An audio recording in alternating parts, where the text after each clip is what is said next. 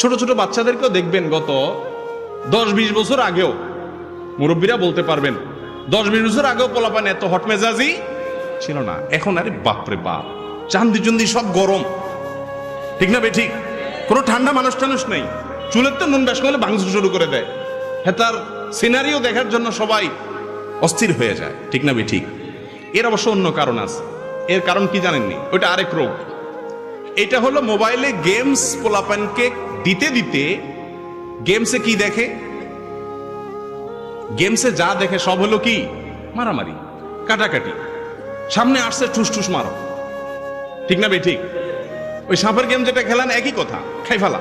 সামনে যারা আছে তারা খাই ফেলা। এই যে গোটা সমাজে হানাহানি, খুনাখুনি, মারামারি, খাই খাই, ধর ধর, মার মার কেন আসছে? এগুলোর অনেক কারণের ভিতরে একটা ছোটখাটো কারণ এটাও যে আমাদের এই গেমসের ফিতনা আমাদের বাচ্চাগুলোকে ক্রেজি করে দিচ্ছে, এদেরকে উগ্র করে দিচ্ছে, বদমেজাজ করে দিচ্ছে, কোনো কিছু মানতে রাজি না, সামনে যা পাবে ধর্মার খা। বুঝেন নাই কথা?